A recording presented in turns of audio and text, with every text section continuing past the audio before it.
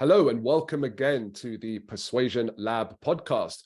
I'm your host, Moin Amin. The goal for this show is to provide you with the most practical and cutting edge advice, insights, and research around persuasion. So whether you are in sales, marketing, if you're an entrepreneur, if persuasion is your game, then this is the show for you. And we invite experts from varying fields and all over the world to share insights that can really elevate your success. So today's guest is a LinkedIn top voice in sales. He's the author of 2 best-selling books in sales, and he's just released his 3rd. Now, in his 25 years career in sales, he's worked in some well-known brands in the UK, such as the Motley Fool, Centaur Media, and Informa. His current company, Everybody Works in Sales, delivers sales coaching and LinkedIn training, and he's worked with some big well-known brands such as Sainsbury's and Barclays, as well as over 300 SMEs.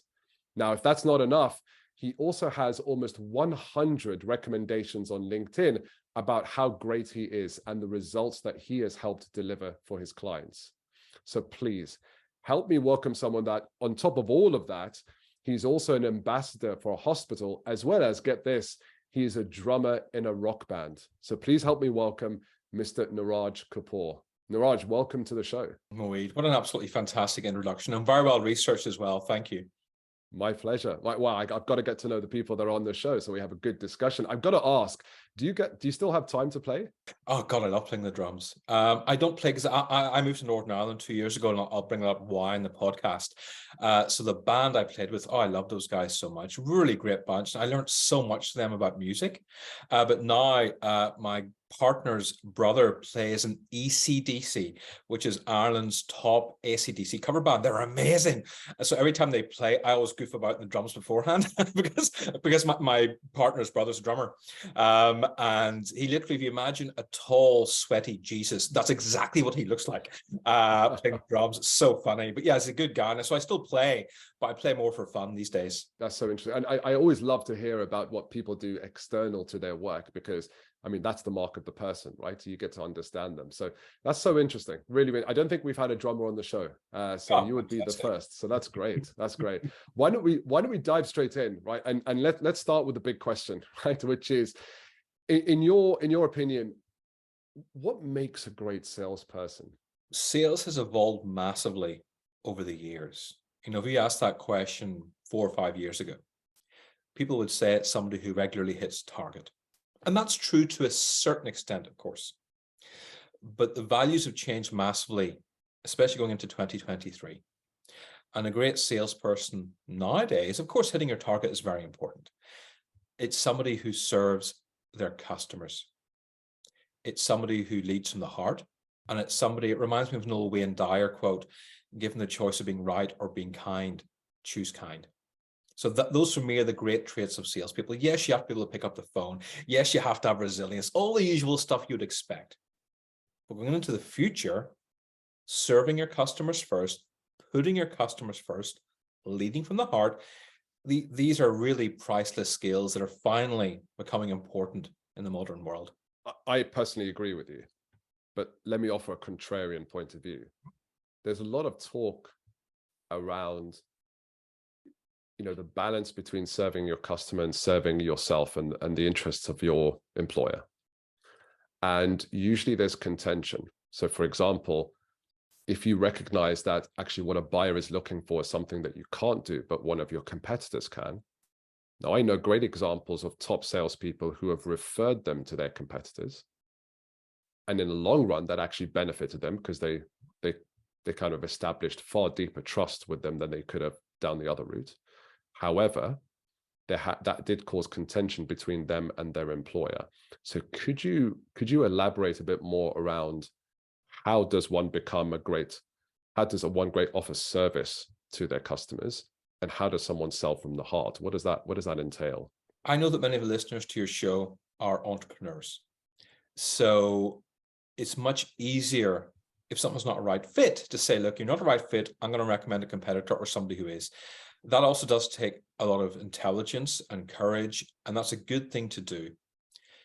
If you work for somebody else, because I have recommended my competitor in my previous job when I worked 25 years for other people. My boss was livid. He was not happy about that. And so in that case, you have to exercise caution. Because bear in mind, there are a lot of terrible bosses out there. There's a lot of bosses who don't care how you sell. They have bonuses they want to get so they can have bigger holidays and have nicer watches. That's just a fact of life, unfortunately. And I wish I could change that. And I'm seeing more and more, especially in the last few months, towards the end of 2022, a lot of really bad bosses are coming out of the woodwork. A lot of people, a lot of salespeople and sales leaders are resigning from jobs because the bosses are demanding things like, I want 100 phone calls a day instead of 80. Stop using LinkedIn is now a big thing with bosses. Stop using LinkedIn. Send more emails to people. You know, LinkedIn is one of the most brilliant ways to build your brand and your credibility as a salesperson. And yet there's so many bosses saying don't use LinkedIn, and they're giving terrible advice. So as a business owner, it's easy for me to do. Working for somebody else, always act in the best interest of your customer, but sometimes, depending on your boss, you cannot recommend the competition because it will get you into trouble. And that will depend on what kind of boss you have, of course. In terms of what I mean by over-delivering to a customer, I'll give you a very good example. Last week, client's birthday. I sent the client a birthday card in the post. The client picked up the phone to call me to say thank you. I was the only person who sent him a birthday card. That's it. I didn't send him any expensive champagne. I didn't send any beautiful beer, chocolates. No, a birthday card with a personal handwritten note inside to say, I wish you a fantastic 30th birthday.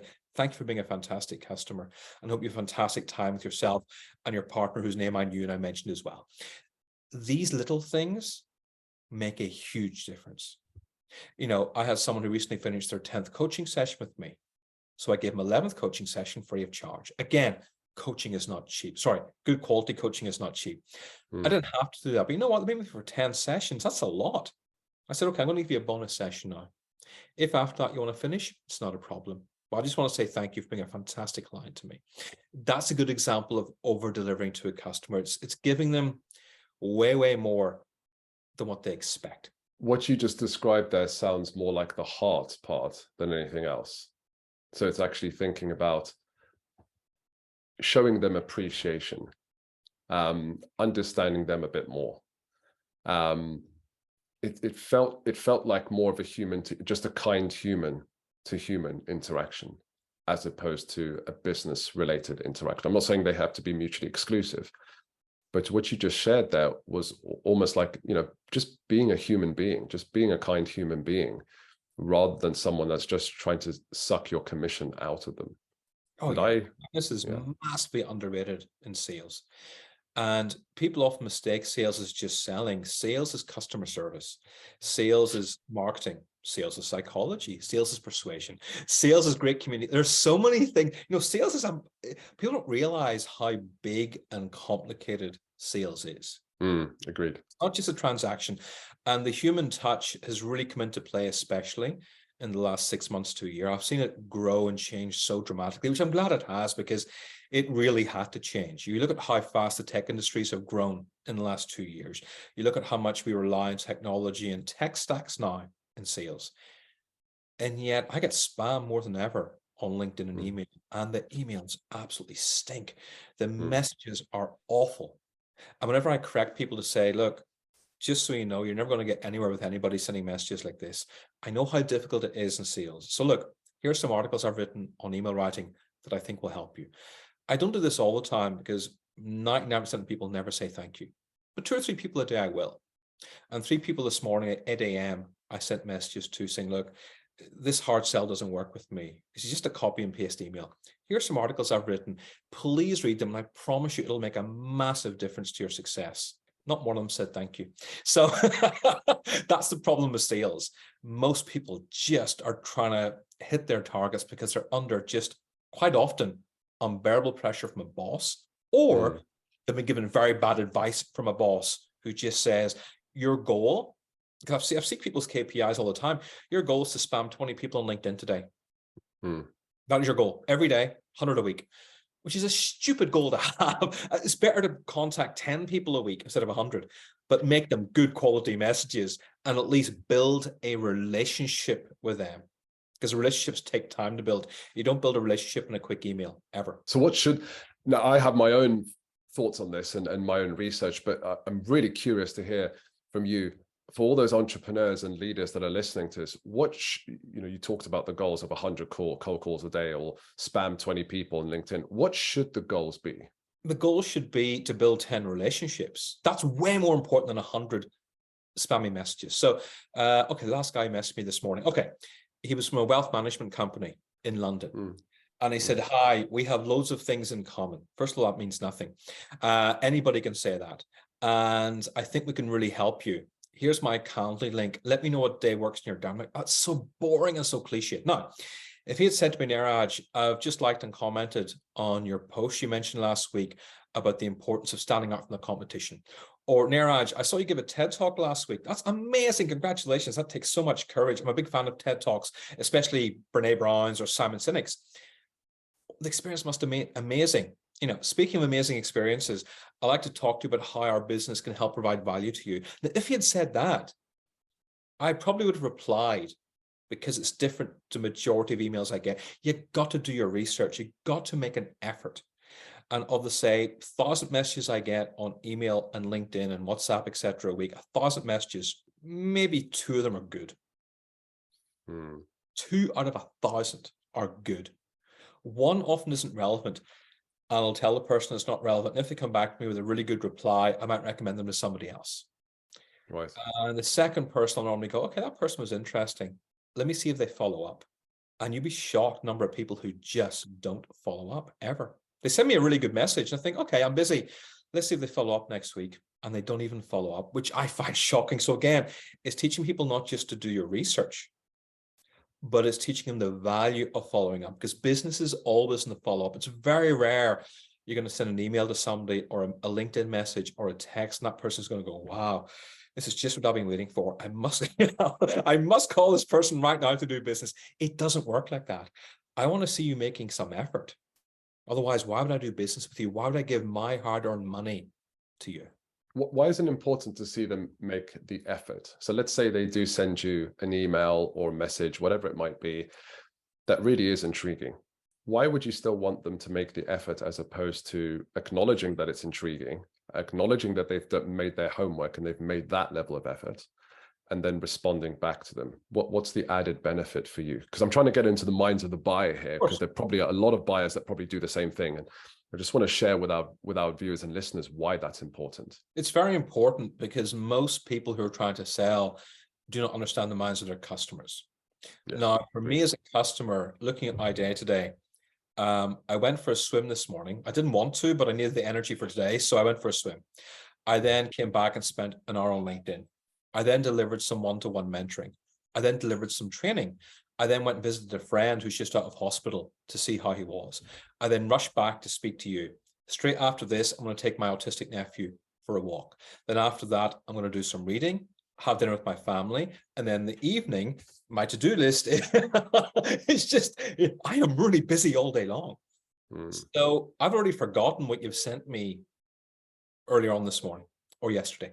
So it's really important you follow up, only because my priorities are far, far greater than your need to sell your product or your service. And that's very important for people to understand when they're selling.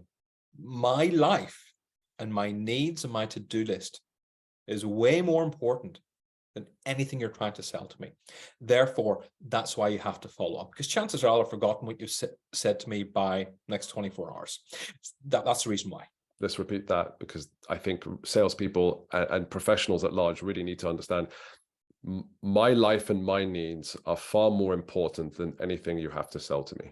100%. One of the messages I got today, the guy actually said, are you free for a chat tomorrow? I'm like, really? I don't know any business owner who's like, oh, sure, I got play. Call me tomorrow. I have all the time in the world. My diary is wide open. No, I don't. I really don't. Now, if you're my client, I will find time for you, even if it's in the evening, because you're my client. I don't mind doing that. That's the priority. Yeah. That's the priority. Exactly. People are very busy during the day, and you have to understand that. And again, most people don't understand that, because they're just trying to sell their product or service, because they haven't had the self-awareness to understand, you know what? I need to understand sales. Most people's attitude towards sales, Moeed, unfortunately, is there's a lot of crap salespeople out there. I'm slightly better than crap, so therefore I'll be okay. That's how most people kind of think, which is a terrible way to think. What you should be thinking is, okay, sales is a skill. There's involves marketing, as I've said, it involves psychology, it involves persuasion, it involves understanding how to write emails, it involves how to understand sales process, it involves listening, which is a great skill, which not many people have. It involves asking great questions. And this is all part of the sales process. And yet 90% of people don't actually do anything about it. You might watch a YouTube video now and again or read a LinkedIn post, but that's it. And I just wish people would understand it's like any skill. You know, my father spent 5 years becoming a doctor. My brother-in-law spent 7 years becoming a surgeon. My other brother, he's a tennis coach, took years doing that. My sister's a physiotherapist, took her years to do that. And yet most people in business do not think, you know what? I need to spend 3 to 5 years learning about sales. They just don't have that in their brain, and they should have, because it's a skill like any skill you have to learn. I gave my first TEDx talk last week, dream come true. I have been speaking for 4 years. I have a speaking coach. I have read TED books. I have gone to Professional Speakers Association. I have keynoted at events online and face-to-face. I have spoken internationally. I've been doing this for almost 4 years before I gave my first TEDx talk. 4 years. That's what I'm saying. You have to look long-term, and you have to be learning long-term as well. I completely 100% agree, Niraj. I mean, sales is a vocation at the end of the day. It's not just a job. It's something that you've got to consistently and diligently have a long-term plan and develop the skills, behaviors, characteristics, habits to reach the level that you want to reach. And precious few salespeople, in my opinion, are true professionals that do that. I mean, in order for me to get over my fear of communication, and I had massive fear about communication, just me speaking on this video with you here is just, years ago, it would just be unheard of. But I went to an acting class, and there was a particular actor who was teaching business professionals, including salespeople, how to step into a particular character, how to articulate what it is that you want to say, how to enunciate better, how to do some breathing techniques to help with your speech performance. So I completely understand. And so I would love to ask you about a couple of things, including the questioning element that you talked about, as well as how to sell on LinkedIn. I'm really intrigued with that. But I have one question to ask you, which is, you talked about follow-up. What does great follow-up look like? Because there's some really bad ones out there. Yeah, most follow-up is pretty generic. What did you think of the message I sent you last week? Which is, by the way, is how 99% of people follow up. Yep. Those who even do follow. A great follow-up is, last week I sent you this message because. You have to remind me why you contacted me. Do not think for 1 second your buyer is going to magically remember what you sent last week. Okay. Yep. So remind people why you're contacting them. And then the second thing you do is you mention something about a LinkedIn post I've done. You mention something about a blog on the person's website. You mention something about a press release you've seen. Again, it shows you've done your homework. Most people do not do this at all. You have to do your research. It doesn't take you hours, by the way. It takes you 5 to 10 minutes max to look into somebody's website. Is there something that news? Okay, a lot of people don't update their website. They just don't as often as they should. So have a look on Twitter. Have a look on Instagram if they're on there. What are they talking about? A lot of business people aren't on Instagram, but they are on Twitter. And if they're not on Twitter, they have a LinkedIn company page. And again, I'm looking at these things. Anytime I try to follow up with somebody, by the way, I've noticed you've done this. Congratulations. Noticed your company's 10 years old. That's fantastic news. Most companies don't get past 5 years. Little things like that just make a difference. Okay. I just won a client recently, and there was another person involved. There was 2 directors involved. And the second director, they gave me the name of the second director. The first thing I did was I put his name to Google. And not only did I look at his LinkedIn profile, but I had a look at some information on the company page about him. And he spoke 3 languages. And when I said to him, I'm speaking to your colleague about working together. First of all, speaking 3 languages, outstanding. Guten Tag. I spent 5 years working in Germany, in Hamburg, running shipping events, because Hamburg's like a shipping center. And bonjour, never try to speak French to a Frenchman. You just can't impress them, because I've tried in France to speak French and the Parisians don't appreciate it. They just look you up and down like complete snobs, thinking, who are you to speak our language? And the guy loved it. And he came back to me immediately. We booked a meeting. We got on great. I won the business. But it was me looking and researching that person. Oh, he speaks 3 languages. Me talking about France and Germany in a completely authentic way because I've worked there. That's what makes a difference. Most people will not do that. Most people will just try and secure the meeting and try and win the deal. I was trying to build a relationship. There's a theory in psychology called psychological egoism, which basically states that any action or decision we take is ultimately within our own self-interest. And when you look at, and it's still a theory because empirically it's very hard to kind of prove and disprove. But what's interesting about what you described there is it's not about creating rapport. What you've done is you've created commonality, right? You've created a connection of like minds or an appreciation. And most people just want to be noticed and appreciated for who they are. We all have this sense of ego. And what you've done without being kind of sleazy about it is you've just shown a genuine interest in someone's life and their character and who they are. And you've shared that with them. And you've opened yourself up for them to actually then share that back with you as well.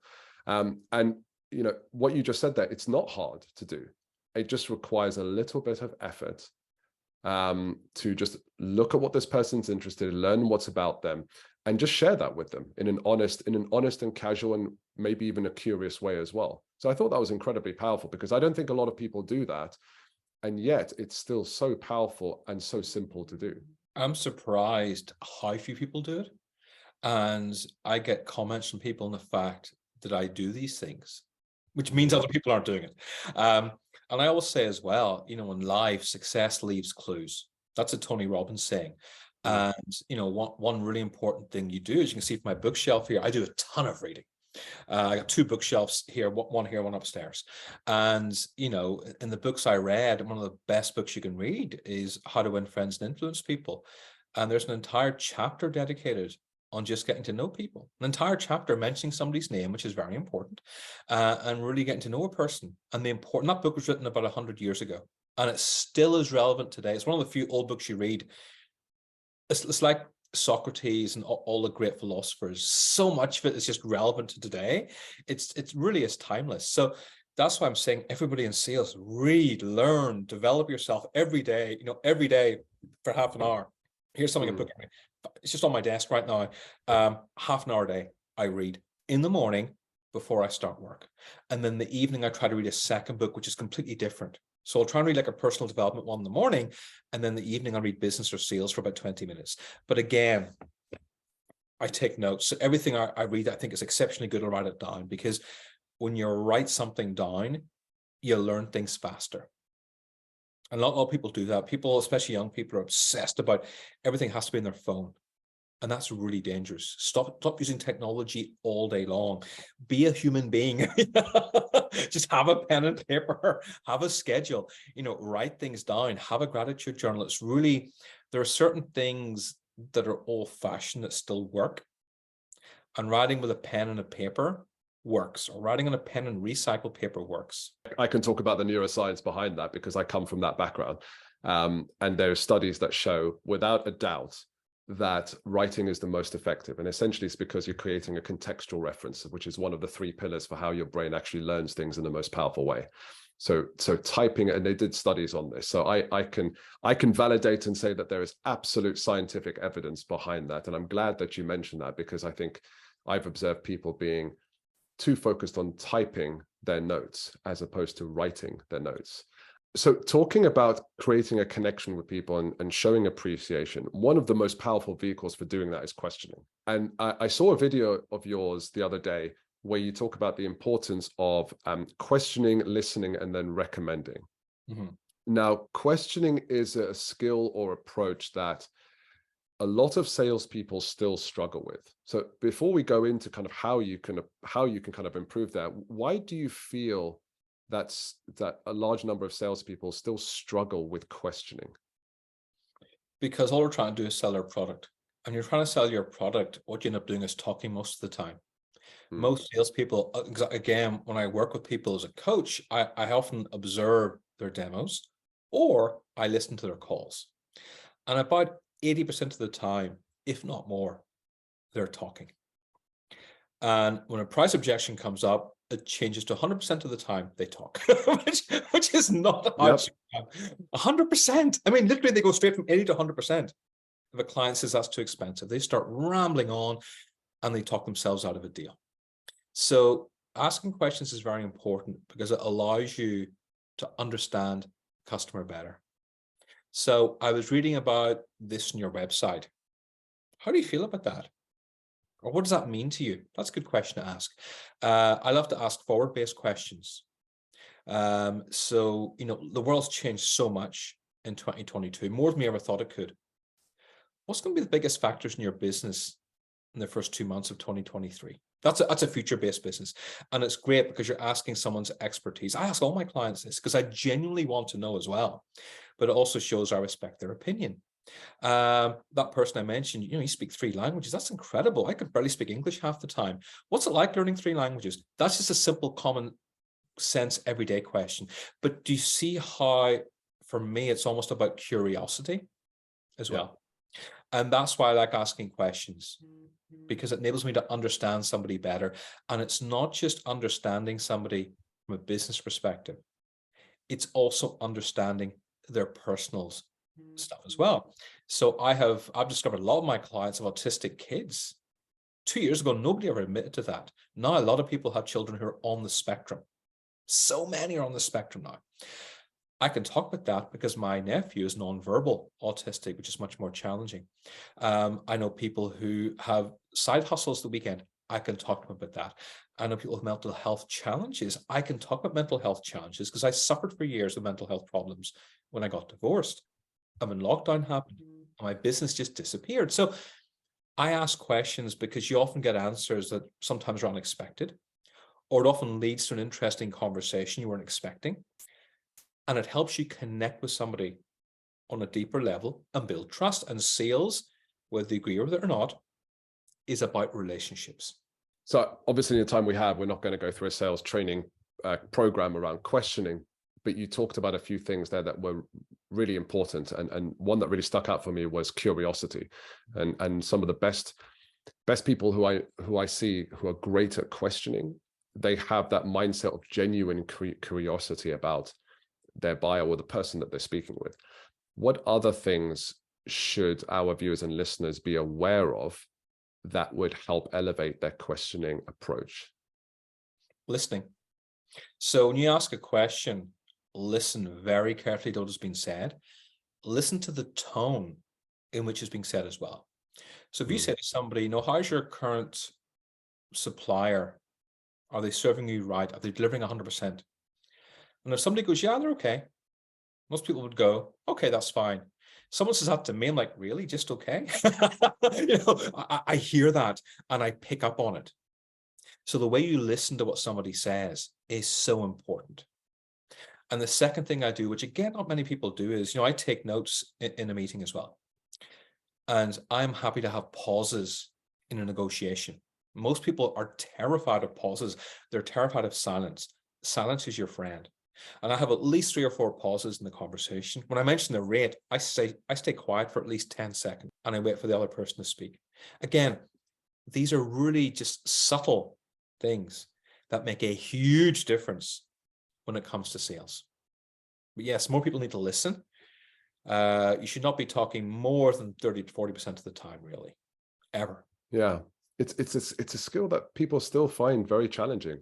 And I think what you just said there about the fact that their focus, their attention, their intention actually is more on selling. And therefore that naturally makes them feel that they have to do all the talking in order to kind of just throw out everything that's great about them, as opposed to asking poignant questions that will help them understand what the buyer's world is and what they're going through, so that you have something to offer them that's relevant. So I thought that was very interesting. And what you said about listening was really cool. So, I mean, I liken it to you're listening with your ears, your eyes, and your heart as well, because you're listening for the tone and what they're saying. You're listening with your eyes because you're watching their body language, because sometimes that will give you a cue.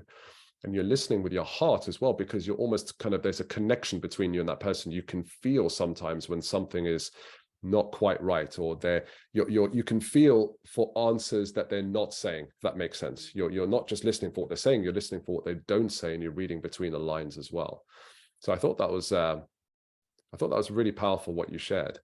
I want to ask you about LinkedIn. Mm-hmm. Because I noticed that you also, I saw a ton of recommendations on LinkedIn about you. Mm-hmm. And what surprised me was that a lot of them were from marketing professionals. I thought marketing professionals would be pretty proficient at LinkedIn. Turns out that may not be the case. I'm not here to judge in any way. I don't know because I don't know every marketer out there, and therefore I don't have any numbers. But I was surprised by the number of marketing people that clearly have gone through your program and loved it so much that they were willing to share that recommendation. Talk to me about how should people approach outbound or buyer communication through LinkedIn? What are the kind of cardinal sins, and what are the things that, and they might be small things, but if you do them, they will create a disproportionate positive effect? The cardinal sins of LinkedIn are to do like a generic press release post that is of no interest to anybody. And that's what most marketeers do, by the way. And the reason marketeers, I'm really honored that marketeers come to me. Marketeers and business owners come to me the most. Entrepreneurs, startups. Very few salespeople do, because most salespeople don't have much awareness. They don't have much awareness. And those that do have awareness often do really dumb things, like they invest in that Wolf of Wall Street guy or Grant Cardone, or people who just don't do sales the way it should be done, because they see the money, they see the private jets, they don't see the quality of helping people, you know? I completely agree. Money and wealth and power are very alluring to people, especially young people. I've been there. I've been in my 20s. And if you said to me, you can have a great life serving people and a great career, or you can get rich quick, I'll choose rich quick because I didn't know any better in my 20s, you know? And I'm really honored that so many marketing people and marketing managers and HR managers come to me for advice.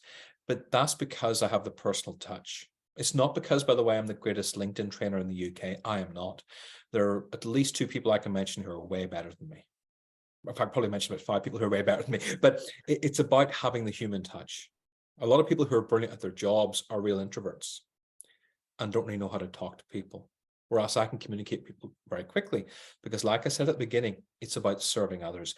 And if you come from a place of serving, you'll want to ask questions, you'll want to help others. So when people want to have a call with me, say, Niraj, I'm interested in coaching, can we have a chat? I'm like, no, we can't have a chat. What you're going to do is I'm going to send you a document, and you're going to fill it in. And that document is questions. What do you want to achieve? Why do you want to achieve it? How will you feel when you achieve it? Why hasn't this been achieved yet? And the most important thing is, on a scale of 1 to 10, how committed are you to doing this? And again, these are all questions. Notice it's not me saying, hi, I'm an award-winning trainer, I'm a LinkedIn top voice, I've written 3. They don't care for a start. But all they care about is getting results for themselves. So I ask those questions. And you'd be amazed the number of people who approach me who don't even reply. Like, can we just have a call? No, we can't have a call. You have to fill in those questions, because I cannot help you unless you tell me what your problem is. And so that's a great way of getting rid of people who are a complete waste of time. Mm-hmm. That's a great way of understanding which people are serious. So that's the first thing I do. And it was very, very important to say that, because as a business owner, you do not take a meeting with anybody who wants a meeting. You just don't. Your time is too precious. You ask people questions. If they don't fill it in, you always follow up, because sometimes people are busy and they forget. And if they still don't do it, forget about them. They're not worth having as a client. They just want some free advice from you. So that was worth mentioning. So the reason people go wrong is they do stuff like a boring press release, which have no interest to anybody. Or they say things that everybody else is talking about, which isn't very interesting. That's why I'm always saying, tell your personal story. Because when you tell your personal story, it's unique to you. All the best posts this week I've seen on LinkedIn are people telling personal stories, whether it's a loss of a cat, or whether it's somebody talking about mental health battles, or somebody saying, my 2 biggest clients haven't paid. What am I supposed to do this Christmas? People understand that. They get it. It's different, but they still get it. But talking about yet another HR tool or another software tool, it's not that interesting, really. So you want to think, there was something I mentioned recently at a talk I was giving. If most people are going this way, it's very important you go this way. Mm. It took me a long time, unfortunately, to really understand this. So about 2 years ago, I was fighting for the same crumbs as all my competition. We're always fighting for the same business. And quite often I would lose on price. And once I started differentiating myself from my competition, so they were on LinkedIn 2 or 3 times a week. I was on LinkedIn 5 times a week. They spent a lot of time on LinkedIn bragging and showing off about how busy they were. I talked about the struggle of finding new clients. My competition didn't talk about their personal life. I talked about my personal life, the horrors of online dating at my age, being an Indian man in Ireland. You cannot imagine how difficult that is, and I just stood out from my competition. I wasn't better. I stood out. And all of a sudden they stayed here and I went to this high level here. And I've been there for 18 months and they haven't caught up with me yet still. And that's really important. And even now, at the end of, near the end of 2022, my competitors are still doing the same thing. What have I done? I did a TEDx talk last week, which none of my competitors have done this year. And my 3rd book was released yesterday. None of my competition have written a book. So you've got to stay ahead of the competition and you've got to be different. And that's what LinkedIn is about. It's not just about sharing value. It's about being different and having your voice heard. Sorry, that was a long answer, but I wanted to kind of give that answer. No, it's not a long answer. It was a great answer. And I'm glad I've recorded this because I can go back and start collecting some notes from what you just shared. And I'm sure our viewers and listeners got some value from that. I'm blown away by how fast the time has gone. I wish I could ask you many more questions. And maybe we can have you back on the show as well if you're interested. So the couple of questions I would like to ask you that I ask all of our guests when they join our show. So the first one is, what 3 books would you recommend our viewers and listeners read? Or alternatively, you might say, here are the names of 3 experts that they should really follow and learn from. Looking at my bookshelf, everybody should have an understanding of mindset, emotional intelligence. This will affect you in a profound way, especially with just your brain being fried 24 hours a day. For mindset, Stress for Success. It's a very old book. It's an excellent book. One of the best I've read in the last year. In terms of really loving sales, okay, in terms of LinkedIn, The Ultimate LinkedIn Sales Guide by Daniel Disney. I love that. That's a really good book. And in terms of public speaking, I mean, really, TED Talks is a superb book because it teaches you about speaking. Okay, a lot of it is relevant to TEDx, but someone is relevant to storytelling, which again, most salespeople do not do. Most business people don't tell stories. Even the most brilliant entrepreneurs and startups, the people I meet who do startups and run multiple companies are so intelligent, incredibly intelligent, but they're terrible at selling. They stare at their feet or they talk too much and they just don't, they tend to get where they are by grit. And if you just slow down a tiny bit and learn how to tell stories and communicate with people, or they learn public speaking skills, which again is a very good sales skill to have. It's just amazing how much you can learn. So those books there I would definitely recommend. Yeah, really valuable. Thank you for sharing those. How can our viewers and listeners learn more about you and get in touch? Yeah, just go to my LinkedIn profile. Click on the bell next to my profile. That means every time I do a post, you'll be notified. I do 4 posts a week, sometimes 5, depending how busy I am. Or you can go to everybodyworksinsales.com. I've got a 6-7 page PDF about getting results for the year ahead. And you can download that and learn from it. But most importantly, just please take action. I say that to everybody. Please don't just read my stuff. Please take action, because that's what's going to get progress. And that's what's going to help you get success. Yeah, completely agree. Knowledge is not power. Knowledge is potential power. And it's when you take action that your effort and vision and intelligence touches the world. So yeah, totally agree. And I would recommend, I've gone through your website, obviously, as part of my preparation for this conversation. And I found a ton of stuff on there that's valuable. So I would, and if I can find that, and I've got 20 years experience and I've worked in some of the best companies around the world, then anyone else should and can as well. So Niraj, thank you for joining us on the show and for sharing some incredible insights and advice here. It's been a pleasure to have you on. Moeed, I really appreciate your time. Thank you so much. Great. And this is Moeed Amin signing out. If you are interested in understanding the science, particularly the neuroscience and behavioral psychology that's involved in sales and the buying behavior, if you want to get access to my research with over 428 B2B buyers, then do contact me, link in the show notes below. Until the next episode, thank you, and I'll see you shortly.